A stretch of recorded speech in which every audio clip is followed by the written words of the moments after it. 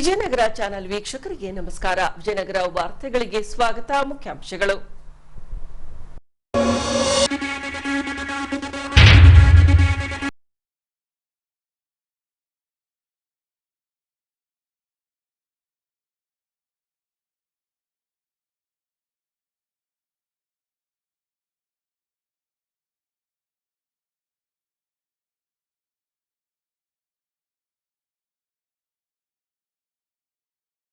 ಈಶಾನ್ಯ ಪದವೀಧರ ಕ್ಷೇತ್ರಕ್ಕೆ ಬಿಜೆಪಿ ಅಭ್ಯರ್ಥಿಯಾಗಿ ಸ್ಪರ್ಧಿಸಿರುವ ಅಮರನಾಥ ಪಾಟೀಲ್. ಈಗ ವಾರ್ತೆಗಳ ವಿವರ. ಜಿಲ್ಲೆಯಲ್ಲಿ ಇತ್ತೀಚೆಗಷ್ಟೇ ಭಾರೀ ಬಿರುಗಾಳಿ ಸಮೇತ ಭಾರೀ ಮಳೆ ಸುರಿದಿದೆ. ಇದರ ಪರಿಣಾಮವಾಗಿ ತುಂಗಭದ್ರಾ ಅಚ್ಚುಕಟ್ಟು ಪ್ರದೇಶದಲ್ಲಿ ಬೆಳೆದ ಬಾಳೆ, ಭತ್ತ, ಕಬ್ಬು ನೆಲಕಚ್ಚಿದೆ. ಹಾಗಾಗಿ ವಿಶೇಷ ಪ್ಯಾಕೇಜ್ ಘೋಷಣೆ ಮಾಡಿ ರೈತರ ಹಿತ ಕಾಪಾಡಬೇಕೆಂದು ಸರ್ಕಾರಕ್ಕೆ ಆಗ್ರಹಿಸಲಾಗಿದೆ. ಈ ಅಂಶಕ್ಕೆ ಸಂಬಂಧಿಸಿದಂತೆ ಮಹಾತ್ಮ ಗಾಂಧಿ ವೃತ್ತದಲ್ಲಿ ಜಮಾವಣೆಗೊಂಡ ಕರ್ನಾಟಕ ರಾಜ್ಯ ರೈತ ಸಂಘ ಹಾಗೂ ಹಸಿರು ಸೇನೆಯ ವಿಜಯನಗರ ಜಿಲ್ಲಾ ಘಟಕವು ಬೇಡಿಕೆಗಳ ಈಡೇರಿಕೆಗಾಗಿ ತಹಸೀಲ್ದಾರ್ ಕಚೇರಿಯವರೆಗೆ ಪ್ರತಿಭಟನಾ ರ್ಯಾಲಿ ನಡೆಸಿದರು.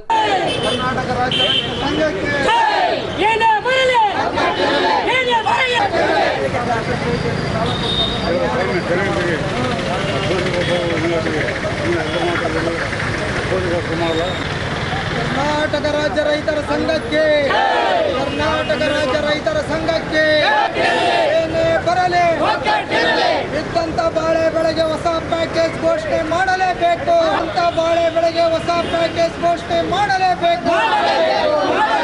ಬರಗಾಲ ಪರಿಹಾರವಾಗಿ 10,000 ರೂಪಾಯಿ ನೀಡಲೇಬೇಕು.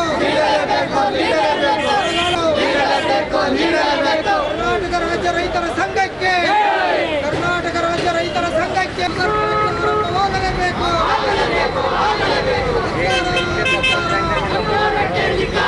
ಬಳಿಕ ತಹಸೀಲ್ದಾರ್ ದ್ವಾರ ರಾಜ್ಯ ಸರ್ಕಾರಕ್ಕೆ ಮನವಿ ರವಾನಿಸಿ ಗಾಳಿ ಮಳೆಯಿಂದ ಹಾನಿಗೀಡಾದ ಬಾಳೆ ಬೆಳೆ ರೈತರಿಗೆ ವಿಶೇಷ ಪ್ಯಾಕೇಜ್ ಘೋಷಿಸಿ ಪರಿಹಾರ ನೀಡುವ ಮೂಲಕ ರೈತರ ಹಿತ ಕಾಪಾಡಬೇಕೆಂದು ಆಗ್ರಹಿಸಿದ್ದಾರೆ.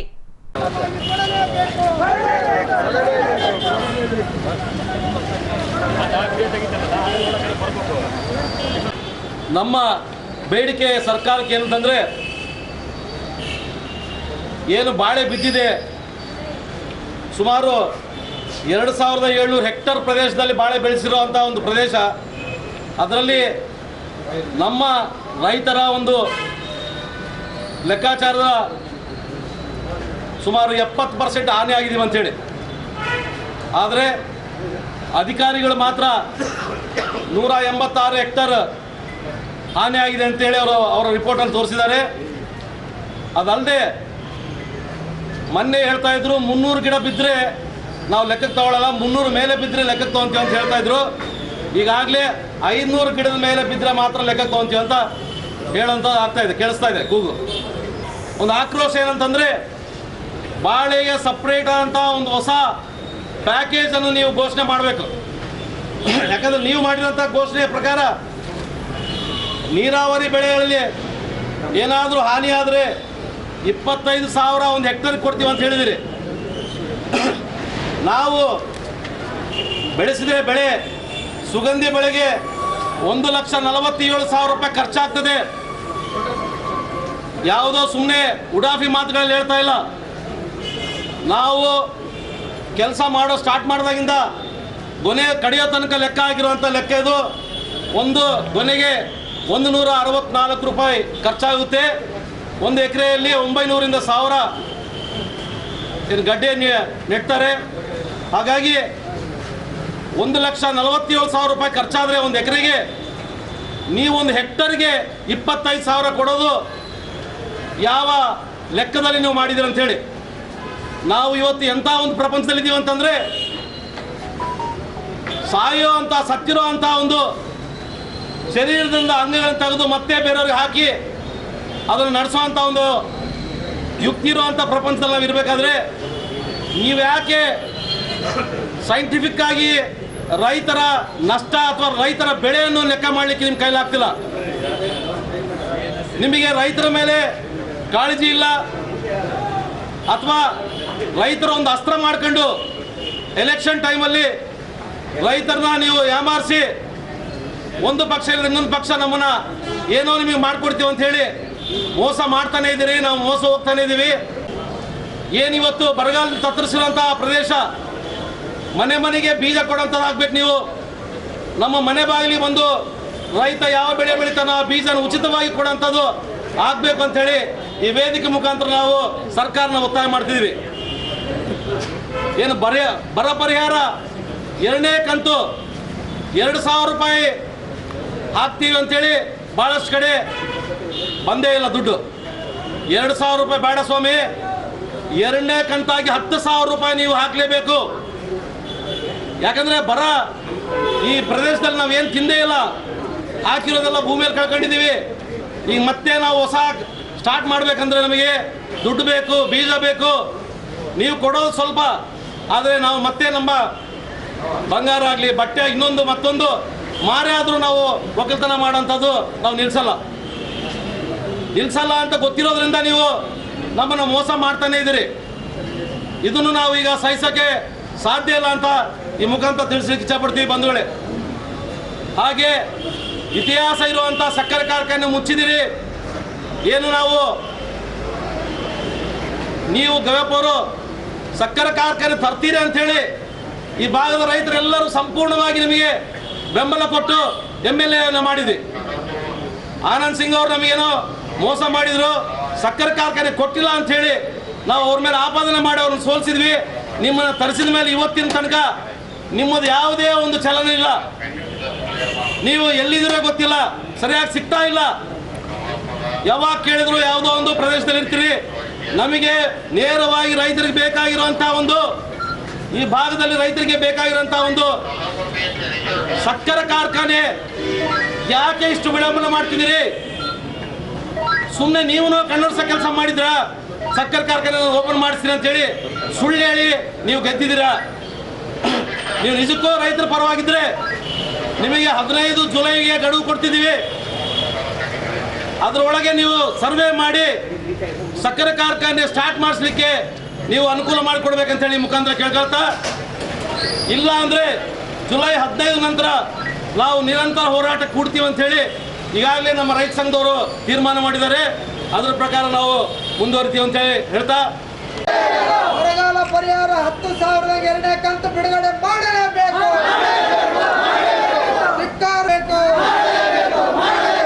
ಇದ್ದಂತ ಬಾಳೆಗೆ ಹೊಸ ಪ್ಯಾಕೇಜ್ ಘೋಷಣೆ. ಈ ಭಾಗದಲ್ಲಿ ಶುಗರ್ ಫ್ಯಾಕ್ಟರಿ ಆರಂಭವಾಗಲೇಬೇಕು. ಕರ್ನಾಟಕ ರಾಜ್ಯ ರೈತರ ಸಂಘಕ್ಕೆ, ಕರ್ನಾಟಕ ರಾಜ್ಯ ರೈತರ ಸಂಘಕ್ಕೆ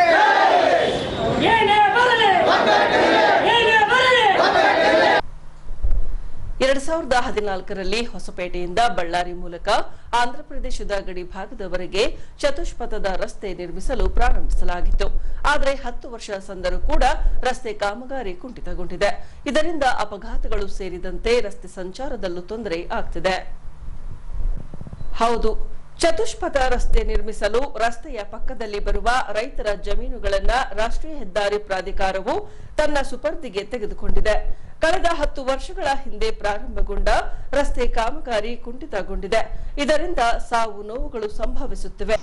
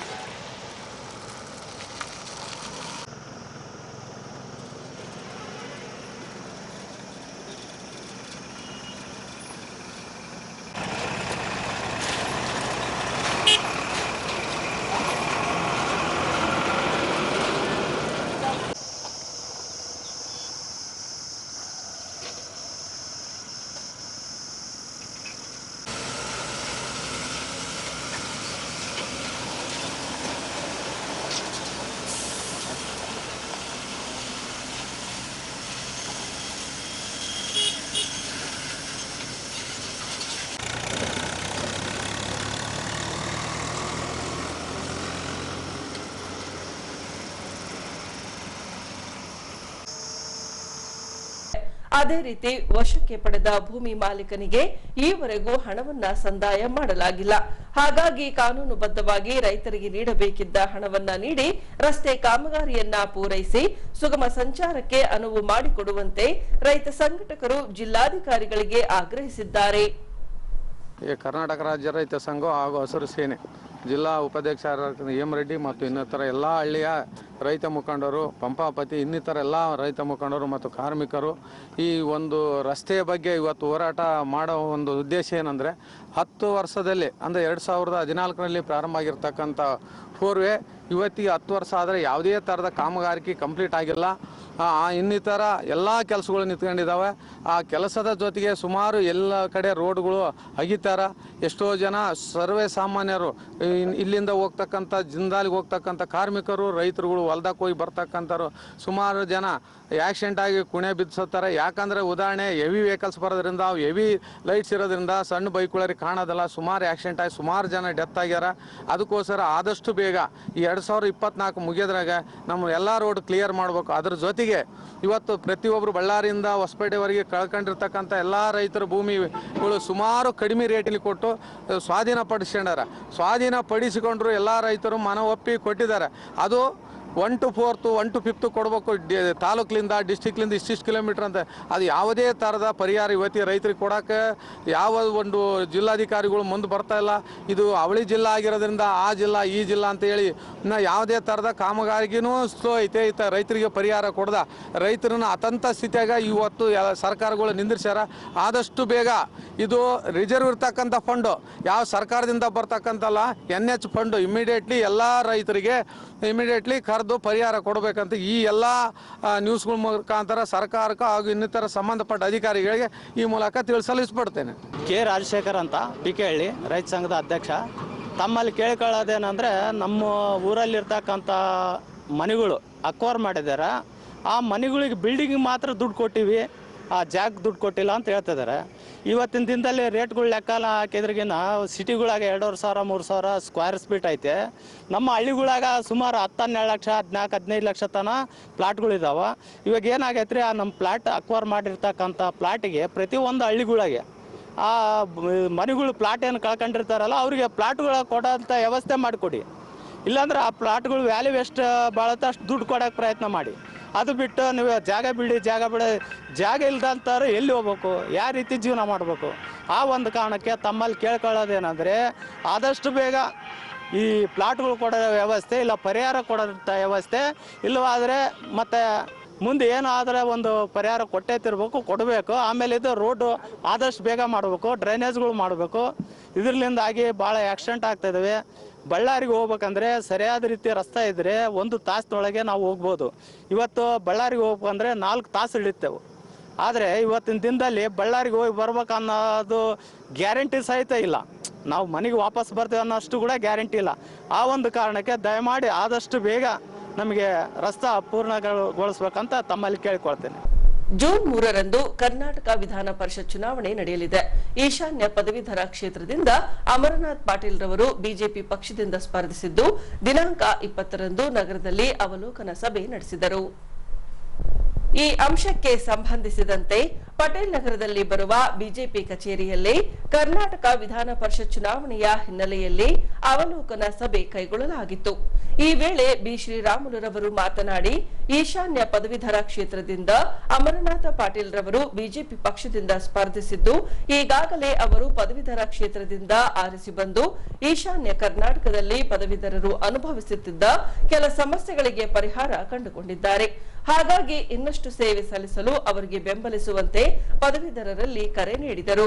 ಶ್ರಮಪಟ್ಟು ಕೆಲಸ ಮಾಡಿ ಇವತ್ತು ಭಾರತೀಯ ಜನತಾ ಪಾರ್ಟಿ ಏನು ಗೆಲುವನ್ನು ತಂದು ಕೊಡ್ತಿರೋ, ಮುಂದಿನ ದಿನಗಳಲ್ಲಿ ನಾನು ಇವತ್ತು ತಮ್ಮ ಋಣವನ್ನು ತೀರಿಸುವಂಥ ಕೆಲಸ ನಾನು ಮಾಡ್ತೀನಿ.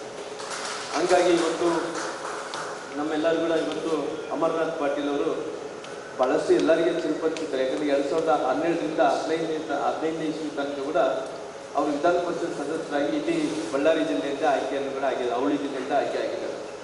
ಆಯ್ಕೆಯಾದ ನಂತರ ಕೂಡ ಇವತ್ತು ನಮ್ಮ ಭಾಗದಲ್ಲಿ ಇವತ್ತು 370 ಆರ್ಟಿಕಲ್ ಜಾರಿ ಬಂದ ನಂತರ ಹತ್ತಿರ ನಮಗೆ ನಮ್ಮ ಸರ್ಕಾರ ಇರುವಂಥ ಟೈಮಲ್ಲಿ 3,000 ಕೋಟಿ ಕೊಟ್ಟಿದ್ವಿ. ಆ 3,000 ಕೋಟಿ ನಂತರ ಇವತ್ತು 5,000 ಕೋಟಿ ಸರ್ಕಾರಗಳು ಕೊಡ್ತಾ ಇದ್ದಾರೆ. ಅಂದರೆ ಈ 5,000 ಕೋಟಿಯನ್ನು ಕೊಡುವಂಥ ವಿಚಾರ ಬಂದಂಥ ಟೈಮಲ್ಲಿ ಇಲ್ಲಿ ತನಕ ಆಗಿದೆ ನಮ್ಮ ಜಿಲ್ಲೆಗಳಿಗೆ ಇಷ್ಟೊಂದು ದೊಡ್ಡ ಅಮೌಂಟ್ ಬರ್ತಾ ಇದ್ರು. ಉದಾಹರಣೆಯಾಗಿ ಹೇಳಬೇಕಾದ್ರೆ ಸರ್ಕಾರ ಇವತ್ತು ಒಂದು ಬಂದು 12 ತಿಂಗಳು 13 ತಿಂಗಳು ಆಗ್ತೈತೆ, ಯಾರಿಗೂ ಶಾಸಕರು ಅನುದಾನ ಕೊಟ್ಟಿಲ್ಲ. ಅಂದರೆ ನಾವು ಬಳಕೆ ಮಾಡ್ತಾ ಇರೋಂಥದ್ದು ಇಲ್ಲಿ DMF ಅಮೌಂಟು ಬಳಕೆ ಮಾಡ್ತಾ ಇದ್ವಿ, 370 ಏನು ಇವತ್ತು ನಮಗೆ ಜೆಯಿಂದ ಆ ಅಮೌಂಟ್ ಬಳಕೆ ಮಾಡ್ತಾ ಇದ್ವಿ. ನಂತರ ಹೈದರಾಬಾದ್ ಕರ್ನಾಟಕದ ಅಮೌಂಟನ್ನು ಬಳಕೆ ಮಾಡ್ತಾ ಇದ್ವಿ. ನಂಜುಂಡಪ್ಪ ವರ್ಗದಲ್ಲಿ ಅತ್ಯಂತ ಹಿಂದುಳಿದ ತಾಲೂಕು ಇರೋ ಕಾರಣ ಆ ಅಮೌಂಟನ್ನು ಇವತ್ತು ಅಭಿವೃದ್ಧಿ ಕೆಲಸಗಳು ಬಳಕೆ ಮಾಡ್ಕೊಳ್ತಾ ಇದ್ವಿ. ಹಂಗಾಗಿ ಇವತ್ತು 5,000 ಕೋಟಿಯನ್ನು ಅನುದಾನವನ್ನು ಕೊಟ್ಟಿದ್ರು ಕೂಡ ಯಾರಿಗೂ ಸಮಾಧಾನ ಇಲ್ಲ. ಎಲ್ಲಿ ಹೋಗ್ತಾ ಇದೆ ಅನ್ನೋಂಥ ವಿಚಾರ ಬಂದಂಥ ಟೈಮಲ್ಲಿ ಕೂಡ ನಮಗೆ ಸ್ಪೆಸಿಫಿಕ್ ಆಗಿ, ಯಾಕಂದರೆ ನಾನು ಉದಾಹರಣೆಗೆ ನಾವು ಗುಲ್ಬರ್ಗ, ಬೀದರು ಮತ್ತು ನಂತರ ಈ ಕೊಪ್ಪಳ, ರಾಯಚೂರು ನೋಡಿದಂಥ ಟೈಮಲ್ಲಿ ಅವರೆಲ್ಲರೂ ಬಿಗ್ ದೊಡ್ಡ ದೊಡ್ಡ ಪ್ರಾಜೆಕ್ಟ್ಗಳಿಗೆ ಹಾಕ್ಕೊಳ್ತಾರೆ. ನಮ್ದೇನಾಗಿದೆ ಅಂದರೆ ಹಣ ಬಂದರೆ ಸಾಕು, ಇಲ್ಲೊಂದು ರೋಡ್ ಮಾಡಬೇಕು, ಚರಂಡಿ ಮಾಡಬೇಕು, ಅದು ಮಾಡಬೇಕು, ಇದು ಮಾಡಬೇಕು ಅಂತೇಳಿ ಹಣ ಎಲ್ಲ ಕೂಡ ಎಲ್ಲೊಂದು ಕಡೆ ಪೋಲರೈಸೇಷನ್ ಆಗೋದು ಜಾಸ್ತಿ ಆಗ್ತಾ ಇದೆ. ಯಾವುದೋ ಉದಾಹರಣೆಗೆ ಒಂದು ದೊಡ್ಡ ಆಸ್ಪತ್ರೆ ಭಾಗದಲ್ಲಿ ಕೂಡ ಒಂದು ದೊಡ್ಡ ದೊಡ್ಡ ಪ್ರಾಜೆಕ್ಟಿಗೆ ಆ ಹಣವನ್ನು ಬಳಕೆ ಮಾಡಿಕೊಳ್ಳೋದ್ರಿಂದ ಎಲ್ಲೊಂದು ಕಡೆ ಜನರಿಗೆ ನೋಡೋಂಥ ಕಾಣುವಂಥ ಒಂದು ಕೆಲಸ ಆಗುತ್ತೆ. ಜೊತೆಲಿ ಮಕ್ಕಳಿಗೆ ಕೂಡ ಒಂದು ಅನುಕೂಲ ಆಗುವಂಥ ವಾತಾವರಣ ಕೂಡ ಆಗುತ್ತೆ ಅನ್ನೋಂಥ ವಿಚಾರವನ್ನು ಕೂಡ ನೋಡಿದಂಥ ಟೈಮಲ್ಲಿ ಉದಾಹರಣೆಯಾಗಿ ಇವತ್ತು ಸರ್ಕಾರ ಬಂದು ಹತ್ತಿರ 1 ವರ್ಷ ಆಗ್ತಾ ಇದೆ. ಇವತ್ತು ನಮ್ಮ ರವಿಕುಮಾರ್ ಅವರು ಶಿಕ್ಷಣದ ಬಗ್ಗೆ ಭಾಳಷ್ಟು ವಿಚಾರಗಳನ್ನು ಎತ್ತಿದ್ರು. ಇವತ್ತು ಶಿಕ್ಷಣದಲ್ಲಿ ಏನು ಕೆಲಸ ಮಾಡ್ತಿರೋಂಥ ಟೀಚರ್ಗಳು ಕೂಡ ಇವತ್ತು ಸಂಬಳ ಇಲ್ಲ. ಒಂದು ಕಡೆ ಸರ್ಕಾರಿ ನೌಕರಸ್ಥರು ಕೂಡ ಇವತ್ತು ಸಂಬಳ ಇಲ್ಲ. ಅಂದರೆ ಕೇವಲ ಅವರು ಗ್ಯಾರಂಟಿಗಳ ಮೇಲೆ ಚುನಾವಣೆ ನಡೆಸ್ತಾ ಇದ್ದಾರೆ. ಗ್ಯಾರಂಟಿಗಳು ಬಿಟ್ಟರೆ ಬೇರೆ ಯಾವುದೋ ವಿಚಾರಗಳನ್ನು ಎತ್ಕೊಂಡು ನಾವು ಈ ರೀತಿ ಜನರಿಗೆ ಮಾಡಿದ್ವಿ, ರಾಜ್ಯಕ್ಕೆ ಒಳ್ಳೇದು ಮಾಡಿದ್ವಿ ಅನ್ನೋಂಥ ವಿಚಾರ ಬಂದಂಥ ಟೈಮಲ್ಲಿ ಅದು ಕೂಡ ಒಳ್ಳೆ ಕೆಲಸಗಳು ಮಾಡಲಿಲ್ಲ.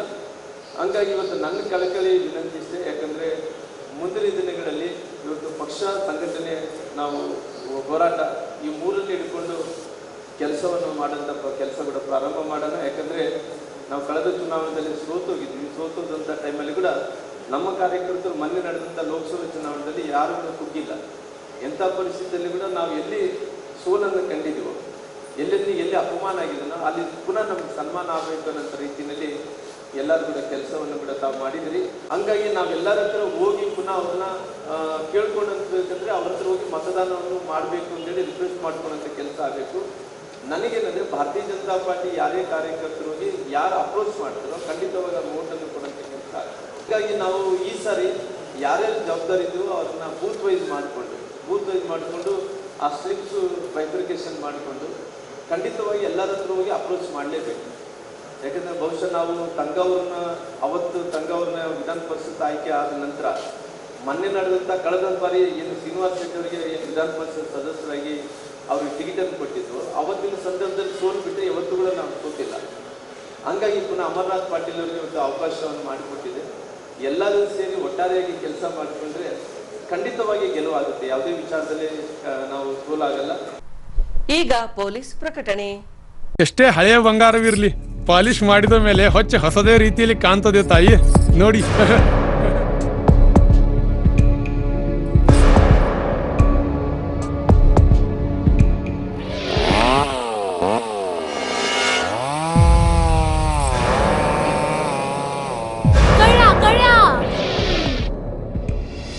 ತಾಯಿ, ನಿಮ್ ಮೈ ಮೇಲೆ ಅದು ಹೊಲಸು ಬಿದ್ದಿದೆ.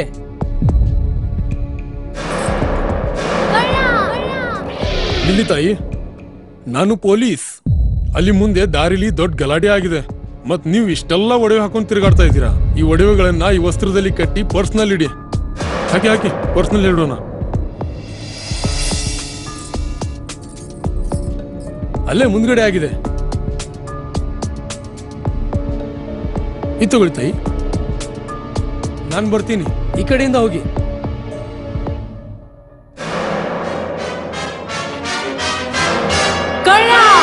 ಇಂತಹ ಮೋಸದ ಸಂಗತಿ ನಿಮಗೂ ನಡೆಯಬಹುದು. ತಮ್ಮ ಬೆಲೆ ಬಾಳುವ ಒಡವೆ ಆಭರಣ ವಸ್ತುಗಳನ್ನು ಎಚ್ಚರಿಕೆಯಿಂದ ಕಾಪಾಡಿ. ಯಾವುದೇ ಮಾತುಗಳಿಗೆ ಮರುಳಾಗಬೇಡಿ. ಸಂಶಯಾಸ್ಪದ ರೀತಿಯಲ್ಲಿ ಯಾರಾದರೂ ಕಂಡು ಬಂದರೆ ಸಮೀಪದ ಪೊಲೀಸ್ ಠಾಣೆಯನ್ನು ಸಂಪರ್ಕಿಸಿರಿ. ಈಗ ಕೊನೆಯಲ್ಲಿ ಮತ್ತೊಮ್ಮೆ ವಾರ್ತೆಗಳ ಮುಖ್ಯಾಂಶಗಳು.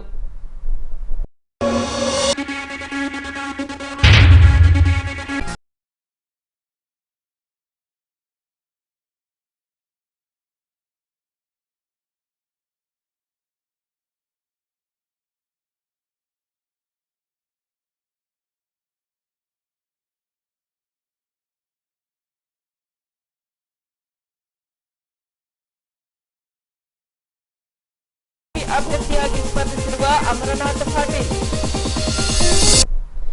ಇಲ್ಲಿಗೆ ವಾರ್ತಾ ಪ್ರಸಾರ ಮುಕ್ತಾಯವಾಯಿತು. ವಂದನೆಗಳೊಂದಿಗೆ ನಯನ ಉಮೇಶ್.